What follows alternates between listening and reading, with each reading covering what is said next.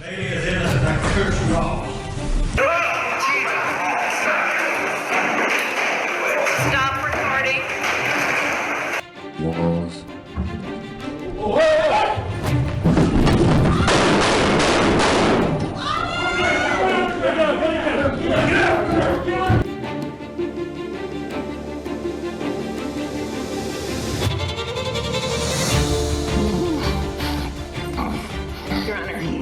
Picture this, a tense courtroom, hearts pounding, as justice itself seems to unravel before your eyes.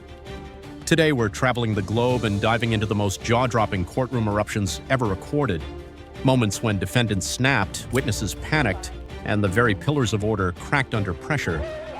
From a missing donkey in rural Brazil to a wild school board showdown in Florida, these stories will make you question everything you thought you knew about courtroom decorum. Let's jump right in.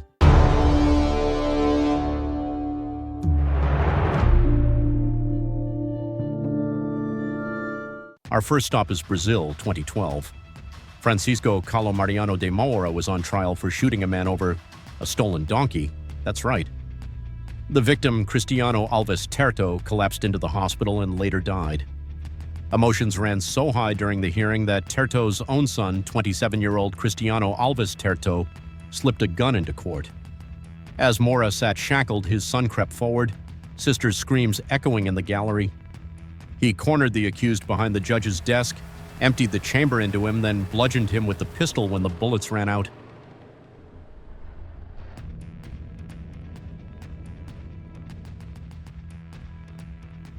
Moura survived. His assailant was hauled off in cuffs and now faces his own attempted murder charges. Just when you think you've seen it all, buckle up for Utah, where gang loyalty turned courtroom witness into target practice. Cale Angie Angelou, a 25-year-old member of a violent gang, was charged with racketeering, robbery, weapons offenses, and the attempted murder of 2 U.S. Marshals. As an ex-gang member testified about the crew's brutal tactics, Angelou lost control.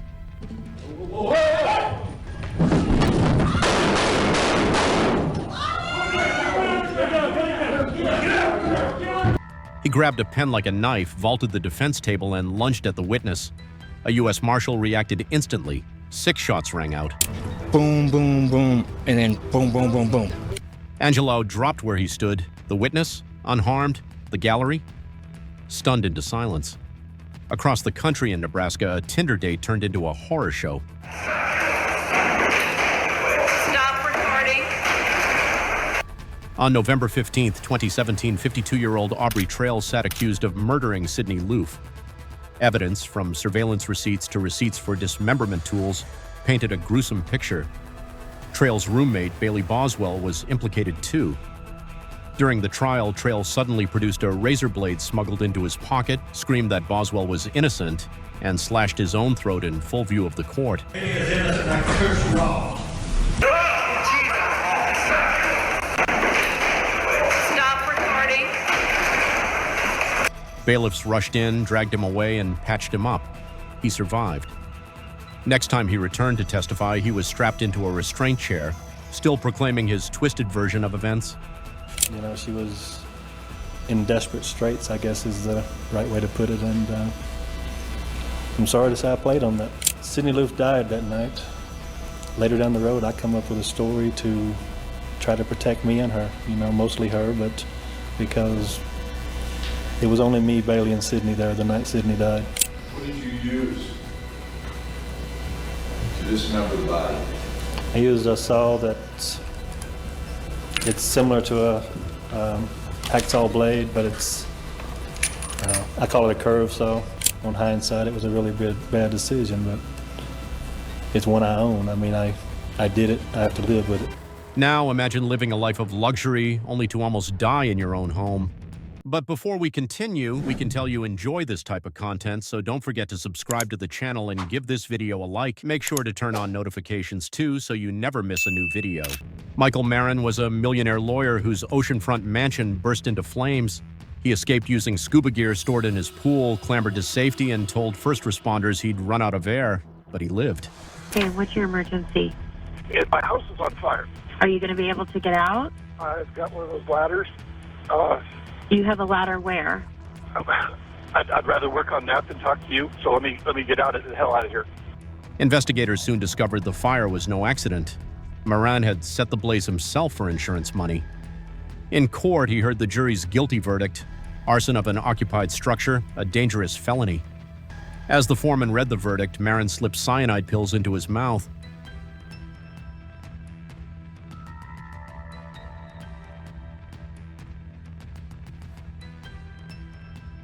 Moments later, he was convulsing, rushed to the hospital, dead before the judge could pass sentence.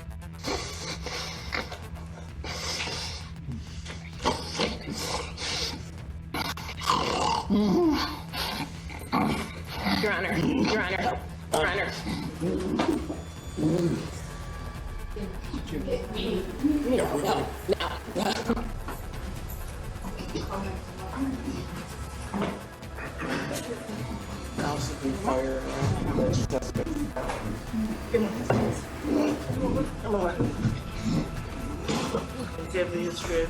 Switch gears to Kentucky, September 19, 2024.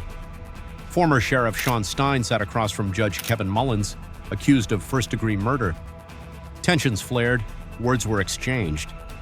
Then Stein pulled a pistol and shot the judge at point-blank range, even as Mullins cowered under his bench.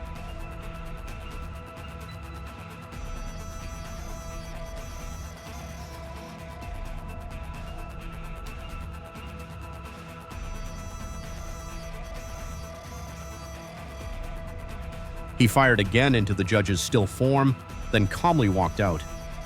Police caught him nearby. He pleaded not guilty and awaits trial. A lawman turned murderer, a twist no one saw coming. Back in Florida, December 2010, Clay Allen, Duke stormed a school board meeting after his wife was fired. He ordered the women out. My motion. Everybody in this room. Behind that counter. Hit the road. You may leave. You may leave. In charge of women leave. 6 men stay. Everyone else leaves. Ginger, go on.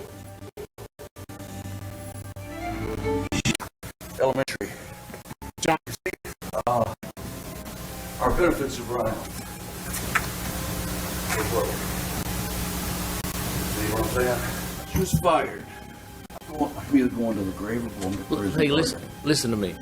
Look here. I'm a good guy. I know you are. I've got a lot with my wife and family. I don't need to die. I've got a great wife. I've been married to her 40 years. I've got 2 great boys. Please, just talk to us. If I can help you get your wife a job somewhere else, I'll be glad to do that. Hey, listen. I'm the one that signed the paper, right? Okay. I don't remember, and I don't know who she is. But let them go. I'm the one that did it. I mean, they don't sign the papers. I'm the only one that signs them. Will you let them go? Here's what I don't want to happen. I don't want anybody to, just listen to me for a minute. I don't want anybody to get hurt, and I've got a feeling that what you want is the cops come in and kill you because you're bad. You say you're going to die today. But why? This isn't worth it. This is a problem. Please don't. Then trained his gun on the men, firing round after round. Please don't. Please.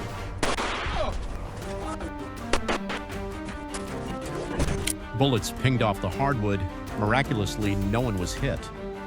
A retired officer turned guard returned fire, hitting Duke in the legs. As he lay bleeding, Duke turned the gun on himself. Chaos reigned for minutes before order was restored. Now cross continents to The Hague, where Slobodan Praljak, convicted war criminal from the Bosnian conflict, stood before an international tribunal. Found guilty of atrocities, he appealed. Dismisses the prosecution's appeal concerning Praljak in all other respects, affirms the sentence of 20 years of imprisonment subject to credit being given under Rule 101C of the rules for the period he has already spent in detention. Mr. Praljak, you may be seated. When the judges announced his 20-year sentence was upheld, Praljak stood, declared, "I have taken poison," and drank from a small vial. Seated. slobodan Praljak nije ratni zločinac. S prijezirom odbacujem vašu presudu. Stop, please. Please sit down.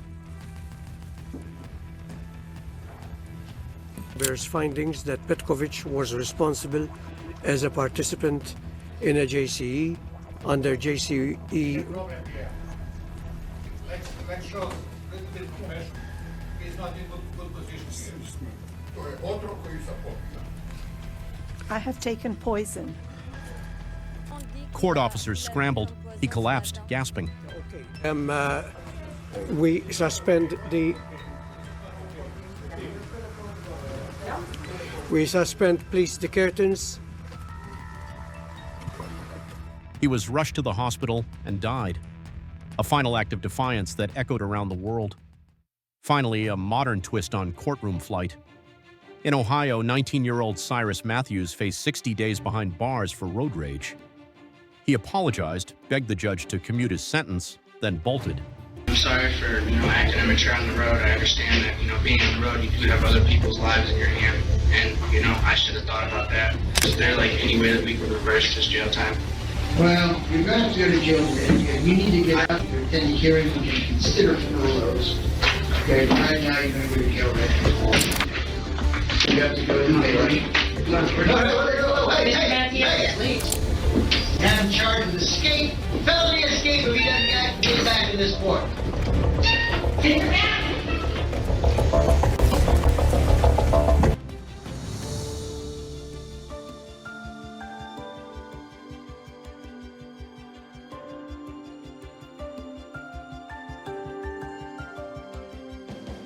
Matthews sprinted from the dock, hopped into a waiting car with his girlfriend, and led police on a high-speed chase. He ran red lights, sideswiped vehicles, even demolished a gas station sign before crashing into a mother and baby's SUV. The crash mangled two vehicles, leaving parts scattered across Akron Road near I-76 and knocking down a gas station sign. An innocent mother, father, and their baby in an SUV suffered minor injuries. Where's he at? All right, we're gonna have multiple vehicles, airbag deployment. Ma'am, are you okay? Okay. She's okay. All right, we got squads coming.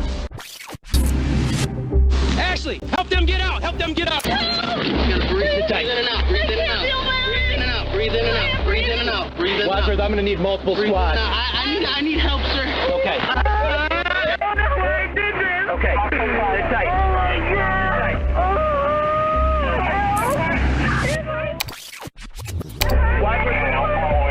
What was going on? Why were you taking off? Because they're trying to lock me up for 90 days and I have a whole life. So what happened? I tried to run my... Why? I don't know. Miraculously, they only suffered minor injuries. Matthews was recaptured, added escape charges to his rap sheet, and began serving 425 days. These stories share one thing in common: when the stakes are highest, human control can shatter in an instant. From attempted murder over livestock to courtroom suicide, from gang reprisals to high-finance arson, these moments remind us that justice isn't always neat, calm, or predictable. Which courtroom meltdown shocked you the most? Drop your reaction in the comments, hit that like button if your jaw dropped even once, and subscribe for more unbelievable true crime breakdowns. Until next time, stay curious and stay safe.